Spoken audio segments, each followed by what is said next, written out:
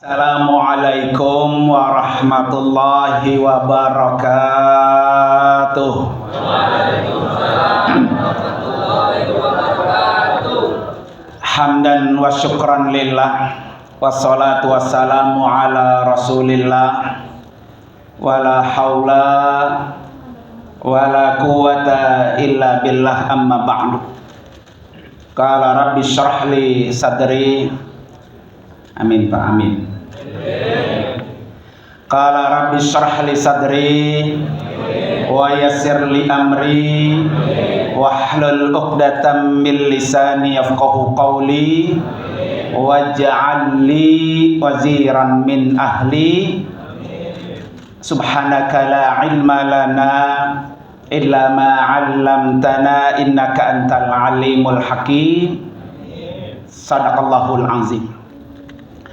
Hadratil mukarramin wal mukarramat, para bapak dan ibu jamaah Isra wal Mi'raj yang insyaallah kita semua dimuliakan oleh Allah Subhanahu wa taala.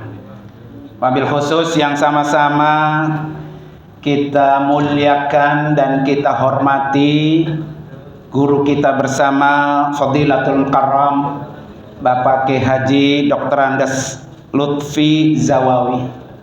Kita doakan beliau Allah kasih panjang umur, sehat wal afiat, bermanfaat dunia dan akhirat. Satu lagi belum kenal, nama belum dicatat ya. Kemudian juga yang sama-sama kita muliakan dan kita hormati, yaitu Bapak Direktur Umum dan SDM Bapak Haji Abdurrahman Irsyadi. Kita doakan juga beliau panjang umur, sehat wal afiat. Dan seluruh para pejabat di bawah Kementerian Ketenagakerjaan BPJS ya.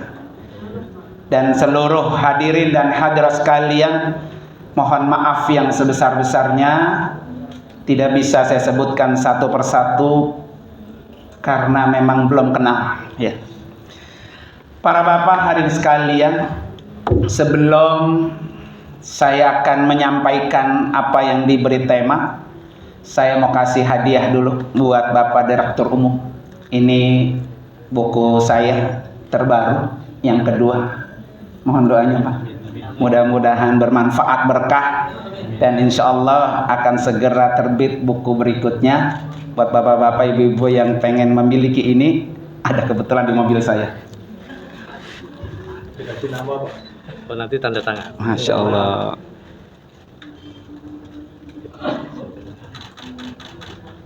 Sip.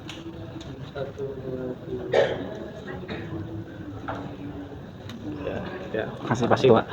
Doain, mudah-mudahan manfaat. Oke. Para bapak dan ibu hadirin dan hadirat sekalian, mari sama-sama kita awali majelis kita ini dengan kita bertasbih bersama.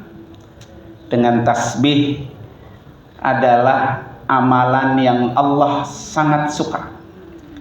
Jadi kalau Allah suka, apa yang kita minta pasti Allah berikan. Subhanallah walhamdulillah, la illallah wallahu akbar, wala quwata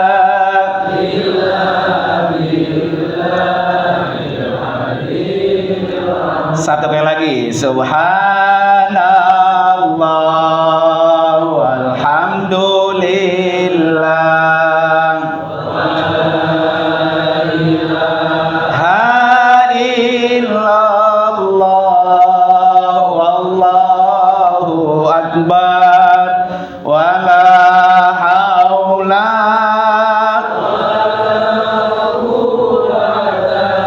illa.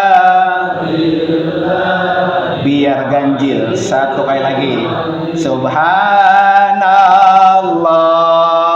walhamdulillah,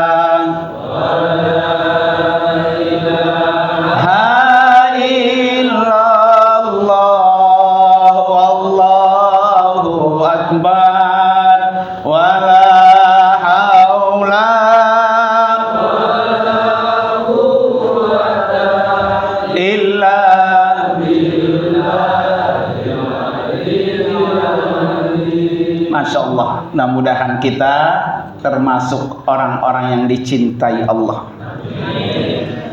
Para bapak dan ibu, hadirin dan hadirat sekalian, dalam hikmah Isra Mi'raj ini, hikmahnya begitu banyak, tapi kesempatan ini saya sampaikan 2 hikmah. Hikmah pertama, ayat yang menjelaskan tentang Isra dan Mi'raj, yaitu surah Al-Isra ayat 1. Subhanalladzi asra bi'abdihi lailan minal masjidil haram ilal masjidil aqsa. Di ayat ini Allah mendahului dengan tasbih.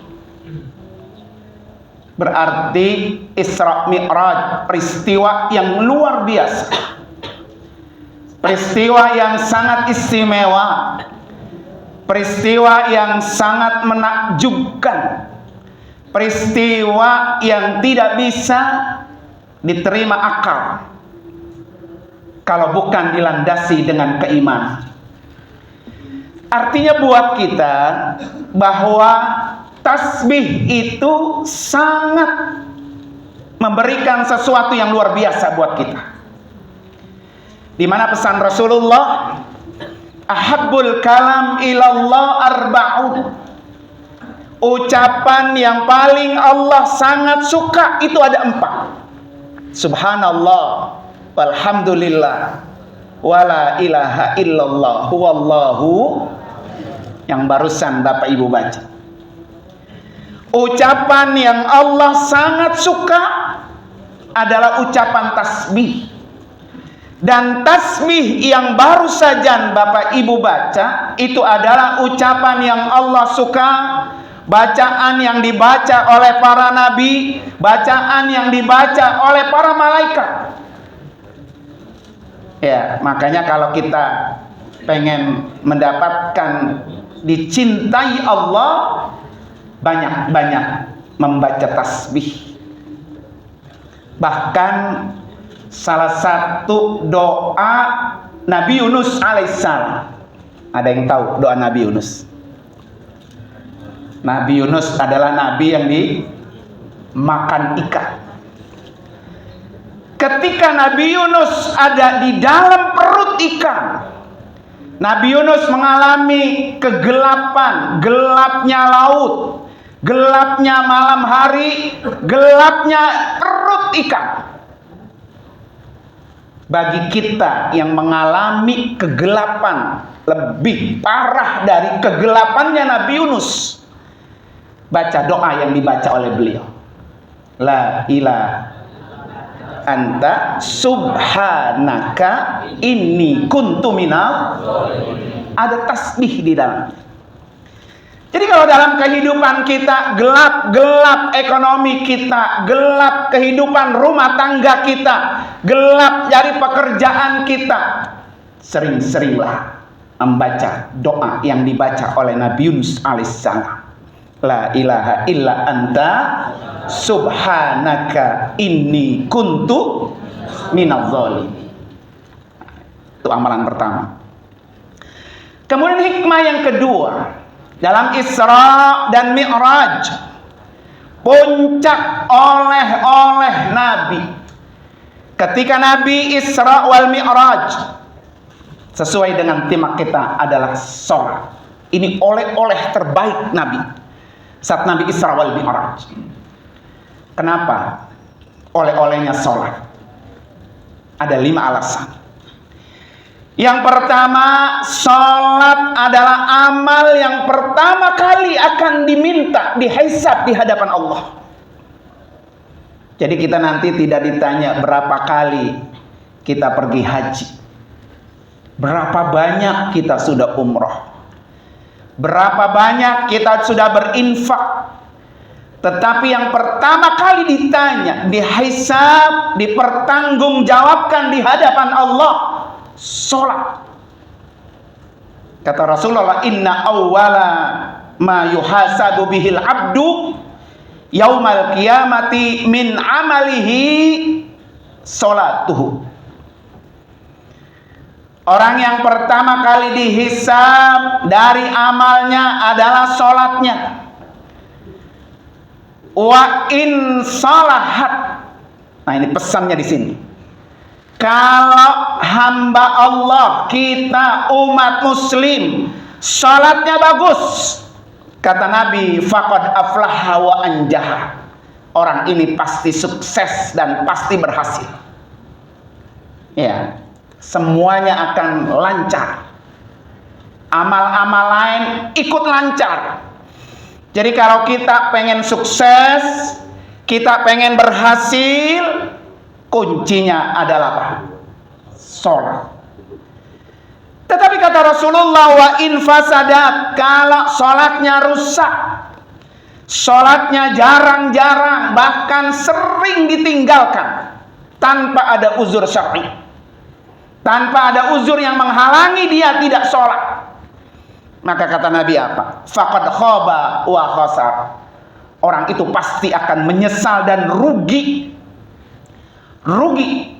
besar, terutama kerugian kita ketika kita berada di alam akhirat.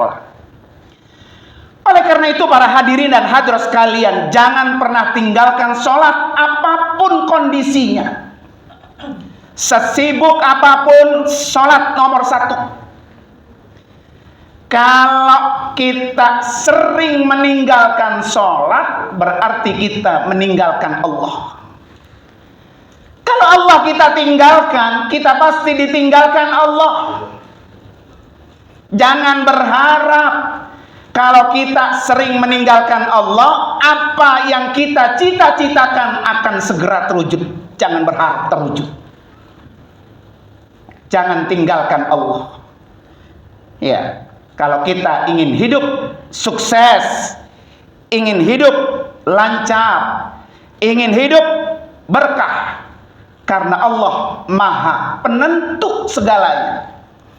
Dan sholat itu adalah komunikasi kita yang paling efektif kepada Allah Subhanahu wa ta'ala.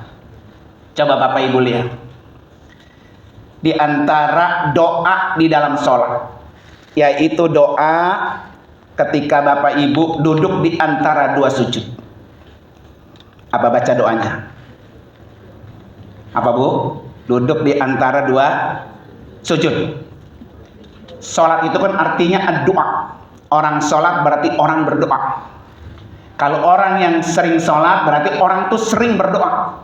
Kalau orang sering berdoa berarti orang itu butuh dengan Allah. Kalau orang sering berdoa, Allah suka dengan orang itu. Tetapi sebaliknya, jika orang tidak mau berdoa, jarang-jarang berdoa, apalagi tidak berdoa, Allah benci dengan orang itu. Malam yas'alillah yaghdab alaih. Siapa orang yang selalu minta kepada Allah, maka Allah, siapa orang yang tidak minta kepada Allah, maka Allah benci sama orang itu. Apa Bu doanya Bu? Allahumma gfirli. Di dalam sholat kita minta diampuni dosa kita. Allahumma gfirli. Di dalam sholat kita minta dihapus dosa-dosa kita. Kemudian yang kedua apa? Warhamni. Dengan sholat kita minta diberi kasih sayang Allah. Kemudian wajburni. Ya Allah, supaya kita bisa diapain? Bisa diperkenankan oleh Allah dalam segala kesulitan kita. Kita bekerja, bisa saja ketika kita bekerja menurut kita enak, tapi belum tentu menurut rekan kita itu enak. Kita bekerja hari ini mungkin kita bahagia, tapi bisa jadi dengan adanya kita membuat orang lain tidak bahagia. Maka kita minta di dalam sholat wajburni, warfa'ni, ya Allah angkat derajat saya. Jadi dengan sholat Allah angkat derajat seseorang. Kemudian wahdini, ya Allah berikan saya petunjuk hidayahmu. Wa'afini, berikan saya ya Allah kesehatan. Wa'fu anni, maafkan ya Allah saya dari segala kesalahan. Dan itu dirangkum ada di dalam apa? Sholat. Makanya ketika kita hayati, ketika kita bisa pahami bahwa kandungan doa di dalam sholat udah sangat sempurna. Diampuni dosa kita, diberikan keleluasan, diberikan rezeki, disayangi Allah, dikasih sehat oleh Allah, dikasih petunjuk, bahkan dimaafkan. Orang-orang yang sholat akan selalu dimaafkan segala kesalahannya. Para bapak dan ibu hadirin dan hadirat sekalian. Kemudian yang kedua, kenapa kita harus sholat? Ya. Karena sholat itu adalah pekerjaan yang tidak pernah rugi. Artinya, pekerjaan yang pasti untung. Kenapa ketika kita melakukan pekerjaan yang pasti untung, kemudian kita tidak kerjakan? Makanya kata Syekh Al-Imam Al-Ghazali, beliau mengatakan apa? Hidup kita di dunia tidak ubahnya seperti seorang pedagang. Ya, Bapak Ibu kalau dagang, pertama kali terlintas di kepala si pedagang apa? Modal balik. Kedua baru untung. Maka kata Imam Ghazali apa? Al-faraidu huwa ra'sul mal. Kalau orang ibadahnya hanya melakukan yang fardu saja, sholat hanya ngerjain yang 5 waktu saja, ibarat orang dagang baru balik modalnya saja. Karena yang fardu itu ibarat orang dagang modal. Jadi kalau bapak ibu dagang seharian dari subuh sampai isya, modalnya 1 juta. Pulang habis isya dihitung, ternyata uangnya 1 juta juga. Untung apa untung? Untung apa rugi, Pak? Rugi. Energi kita, waktu kita yang keluar. Artinya apa? Kalau ada orang ibadahnya hanya sholat yang 5 waktu saja, sholat subuh saja, sholat zuhur saja, sholat asar saja, maka ibarat orang dagang baru pulang modal. Rugi. Di mana keuntungannya? An-nawafilu huwa ribhu. Yang sunnah itu adalah keuntungan. Semakin banyak yang sunnah, maka semakin banyak keuntungannya. Maka kata Allah dalam surah Fatir ayat 29, innal ladzina yatluna kitaballah wa aqamus shalah wa atuz zakah. Orang yang selalu untung dalam ayat ini ada 3. Orang yang tidak pernah rugi. Pertama, membaca Al-Quran. Kedua, melakukan sholat. Ketiga, berinfak. Yarjuna tijaratan lan tabur. Orang-orang yang mengharapkan perdagangannya tidak pernah rugi. 3 poin tadi. Baca Quran, sholat, dan berinfak. Kenapa? Yang pasti untung, dijamin oleh Allah pasti untung, tidak kita kerjakan. Jadi semakin besar keuntungan kita bagi orang yang semakin banyak mengerjakan yang apa? Yang sunnah. Ya, jadi sunnah itu adalah keuntungan. Para bapak dan ibu hadirin dan hadirat sekalian. Kemudian yang ketiga, kenapa kita harus sholat? Sholat itu adalah orang-orang yang sudah disiapkan oleh Allah akan meraih surga Firdaus. Dan Allah sudah jelaskan dalam surah Al-Mu'minun ayat 1 sampai ayat 11. Qad aflahal mu'minun. Orang beriman yang beruntung. 1, alladzina hum fi salatihim khashi'un. Orang yang pasti beruntung adalah orang-orang yang salatnya khusyuk. Makanya kenapa Bapak Ibu kalau takbir Allahu Akbar, yang depan ini, yang telapak tangan ke depan. Arti ketika takbir Allahu Akbar, tinggalkan dunia. Jangan ada di pikiran kita ketika takbir masih ada urusan apa? Dunia yang kita bawa di dalam sholat. Coba ibu bapak dah, nyari kunci motor nggak ketemu-ketemu. Pas takbir Allahu Akbar, iya ya, ada di atas TV itu kuncinya. Itu berarti sholat masih membawa betul dunia. Ibu bapak saking sibuknya di kantor, ketika takbir Allahu Akbar udah ngerancang di kepala, abis ini ke sini, abis ini ke sini, abis ini gua kerjain ini, begitu nggak Pak?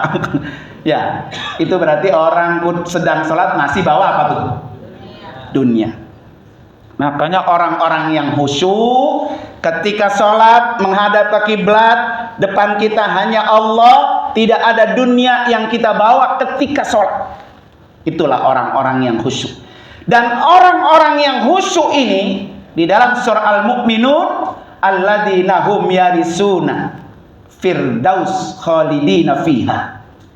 Mereka akan Allah kasih surga firdaus kekal di dalamnya.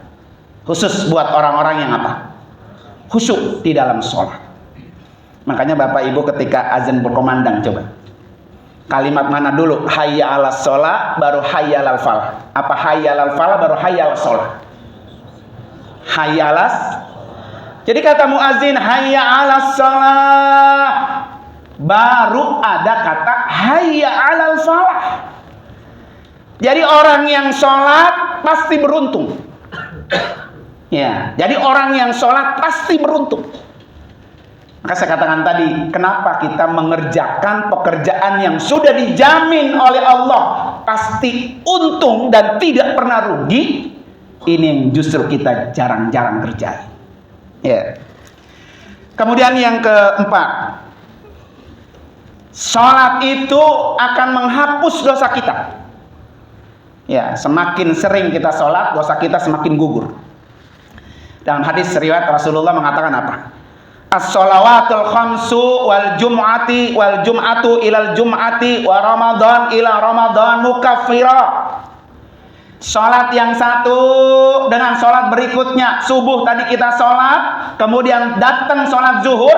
Antara waktu subuh dengan zuhur ada dosa yang kita kerjakan, kemudian kita ngerjain sholat zuhur, dosa antara itu dihapus. Dan seterusnya sampai datangnya 5 waktu tadi. Maka dalam riwayat lain apa? Dianalogikan, orang yang sholatnya sehari 5 kali bagaikan orang yang di depan rumahnya ada sungai yang airnya apa tuh? Jernih, bersih. Depan rumah kita ada sungai yang airnya jernih, bersih. Dan setiap hari kita 5 kali mandi dengan air sungai itu. Sudah pasti orang itu tidak akan pernah apa? Kotor, bersih terus. Kalau orang yang setiap hari sholatnya 5 kali, maka dia bersih dari segala dosa-dosa yang dia punya. Kemudian yang keempat, ya, yang kelima, sholat itu cahaya. As-salatu nur. Sholat itu cahaya. Jadi kalau kita pengen orang-orang yang dikasih cahaya oleh Allah, maka jangan tinggalkan sholat. Cahaya itu adalah membuka jalan dari kegelapan. Ruangan ini kalau tidak ada cahaya, maka gelap. Kalau hidup kita penuh dengan kegelapan dan Allah terangi, Allah bukain jalan, kuncinya adalah carilah cahaya sholat. Maka dalam riwayat hadis dikatakan apa? Man hafaza 'alaiha kanat lahu nur. Orang yang mampu menjaga sholatnya, maka orang itu diberikan nur, diberikan cahaya. Bukan hanya cahaya wa burhan. Orang itu diberikan apa? Petunjuk, dalil. Bukan hanya itu, tetapi Allah juga berikan apa? Wa najat. Orang itu diberikan kesuksesan. Jadi dengan sholat orang itu dikasih cahaya, dikasih bukti, dikasih kesuksesan. Jelas bahwa sholat akan membawa kita menjadi manusia yang sukses. Tetapi kata Nabi, wa malam yuhafiz, bagi orang yang tidak bisa memelihara sholat, maka orang itu tidak akan mendapatkan nur, tidak akan mendapatkan kesuksesan. Bahkan nanti di akhirat, orang yang tidak sholat, dia akan dikumpulkan bersama Qarun, bersama Fir'aun. Ya, jadi kalau di neraka di akhirat pengen nama Fir'aun, berarti tinggalin apa tuh? Sholat. Ya. Kalau kita tidak pengen dikumpulkan sama Fir'aun, hafiz, peliharalah itu sholat. Ya. Jadi cahaya itu akan mempercepat cahaya. Ya, cahaya itu kan lebih cepat dari kedipan mata kita. Ini kalau ruang ini kita matiin, terus kita pencet tombolnya, keluar cahaya secepat itu.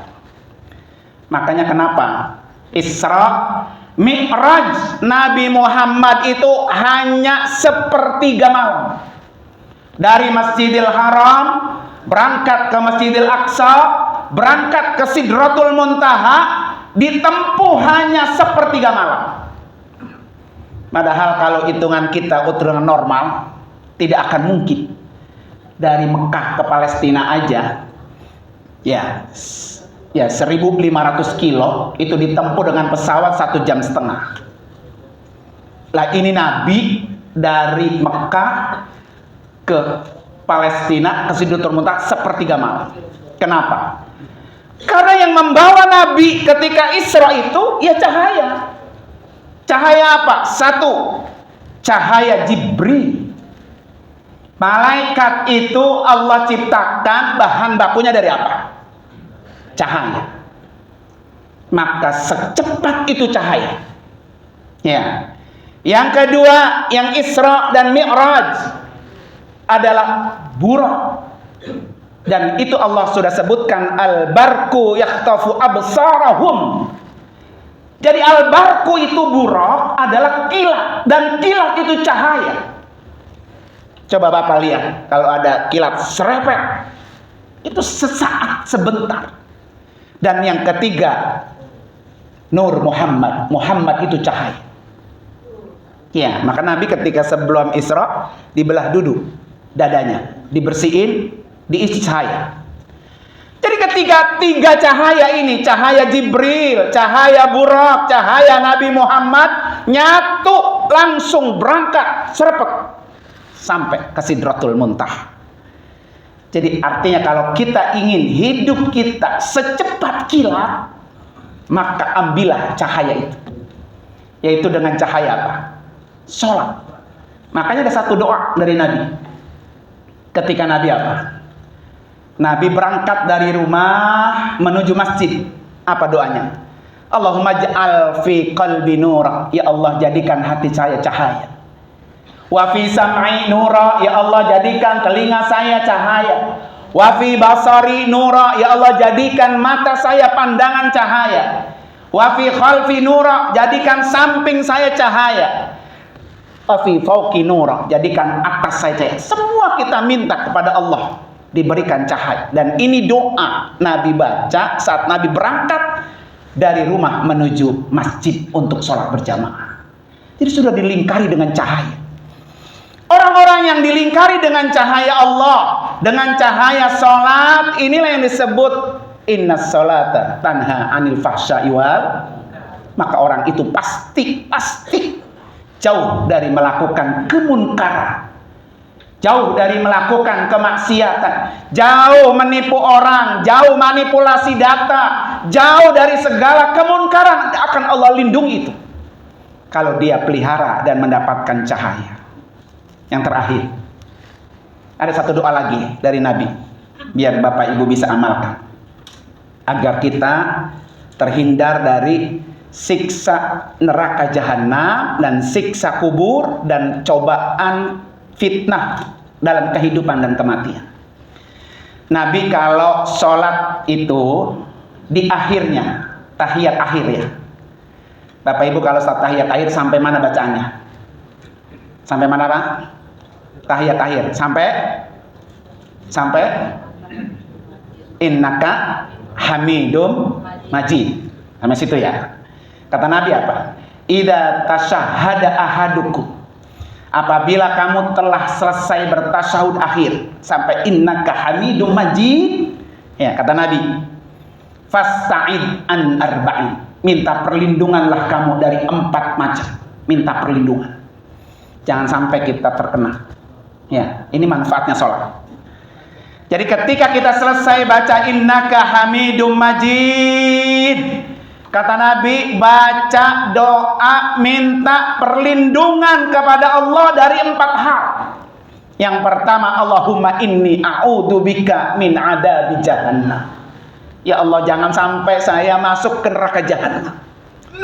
Di akhirat cuma 2 tempat, surga dan jangan sampai nauzubillah.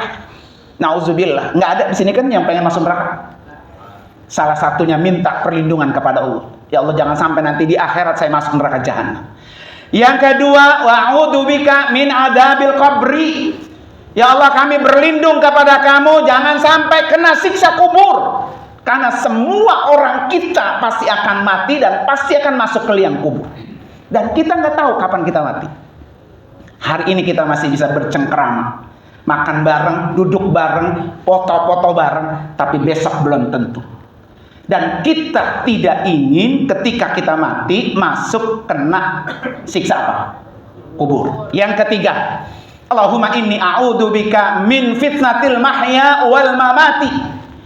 Ya Allah, aku berlindung kepada kamu dari fitnah, ujian, cobaan hidup, fitnah kehidupan, fitnah kematian. Jangan sampai hidupnya penuh dengan fitnah, hidupnya penuh dengan ujian, sampai mati orang itu masih diuji, difitnah. Nauzubillah. Banyak nggak Bapak Ibu sekalian? Kita udah mati nih, udah mati di dalam kubur, itu masih diomongin orang, masih difitnah orang, masih diapain, dicaci orang. Nah ini jangan sampai terjadi. Hidup dicaci, mati juga dicaci. Seperti siapa? Abu Lahab. Kita semua tahu sejarah tentang Abu Lahab. Abu Lahab orang yang paling jahat. Bukan hanya Abu Lahab, ditemani istrinya. Wa mra'atuhu hamma latal hatab. Itu istri Abu Lahab dan Abu Lahab sama-sama jahat. Dua-duanya masuk neraka. Dua-duanya orang yang selama hidup sering diomongin kejelekannya, udah mati sampai hari ini kita masih juga ngomongin kejelekan Abu Lahab. Ini jangan sampai kita hidup difitnah orang, mati juga difitnah. Maka bacalah doa ini dari Nabi. Yang keempat, wa'udzubika min syarri fitnatil masihid dajjal. Ya Allah, saya berlindung kepada kamu dari fitnah al-masih ad-dajjal. Mudah-mudahan kita semua termasuk orang-orang yang dilindungi oleh Allah Subhanahu wa taala. Dipelihara dan kita disatukan oleh Allah dalam surganya Allah Subhanahu wa taala. Ala hadini al-Fatihah. A'udzubillahi minasyaitonir rajim. Bismillahirrahmanirrahim. Alhamdulillahirabbil alamin, arrahmanirrahim, maliki yaumiddin. Iyyaka na'budu wa iyyaka nasta'in. Ihdinas siratal mustaqim. Shiratal ladzina an'amta 'alaihim ghairil maghdubi 'alaihim waladdallin. Amin. Para bapak hari sekalian, mari angkat kedua tangan kita. Kita minta dan berdoa kepada Allah Subhanahu wa taala. Mudah-mudahan doa kita Allah ijabah, Allah qabul. Bismillahirrahmanirrahim. Assalamualaikum warahmatullahi wabarakatuh.